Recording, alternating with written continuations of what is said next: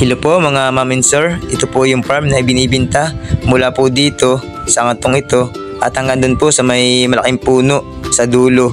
Yan po yung haba niya sa kalsada.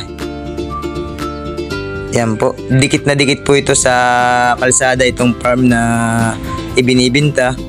At ang kagandahan po na rin ay mayroon po tayong lumang bahay dito. Pwede rin po ninyong ayusin yan pang samantala.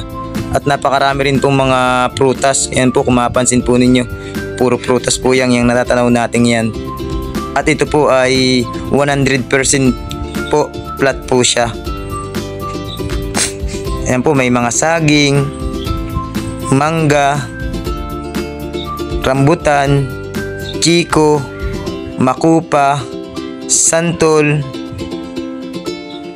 Yan po, napakaraming pong mga, ito po yung santol na ito, napakalaki po at napakaraming pong bulaklak nitong santol na ito. Napakarami po ng prutas dito mga ma'am and sir. At napakarami rin pong mga puno ng niyog. At ang kagandahan po na rin, ang harap po na rin ay kalsada at ang likod naman po na rin ay mayroon pong ilog. Kung mahilig po kayo mag-develop ng lupa or magtayo ng mga resorts, baka ito na po yung hinahanap ninyong farm. Kung gusto naman po yung bahay bakasyonan, pwede rin po or pwede rin po nyo itong i-develop, luti-lutihin, gawing subdivision. Napakaganda po na rin kasi flat po siya. Ang sukat po na ring farm ay 34,775. Bali 3.4 hectares po siya, kulang-kulang po siya na 3.5. Yan po kung mapansin po ninyo, yan puro mangga po dito, napakaraming pong mangga niyan. Ang hindi lang po sa ngayon naalagaan, kaya po kung mapansin ninyo, masukal po. Kulang lang po sa linis at gaganda po siya, dahil pong punong ng mangga. Yan po yung lahat na natatanaw natin yan, yung mga puno-punong yan. Yan po yung mangga. Dito po napakarami, sulit po ang mga niyog, napakarami pong mamunga, lakas po ng produkto na rin.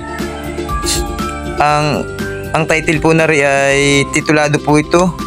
Buhay po ang sa mag-asawa po nakapangalan, buhay po yung babae at patay naman po yung asawang lalaki. Mayroon po silang sulong anak. Ayan po, bali update po ito sa buwis. Napakalinis po ng papel na rin. Ang sagot po ng may-ari ay CGT po. At ang sagot naman daw po ng buyer ay deed of sale at saka po transfer ng title. Ayan po mga ma'am and sir, baka ito po yung hinanap ninyong farm. Napakaganda po na rin. Pwede po nating i-tripping ito. Matagpuan po ito sa Atimunan, Quezon, Barangay Sapaan. At ang per square meter naman po nitong farm ay 170 per square meter po. Ayan po, napakamurang-mura po ng per square meter nitong ating farm. 170 lang po per square meter.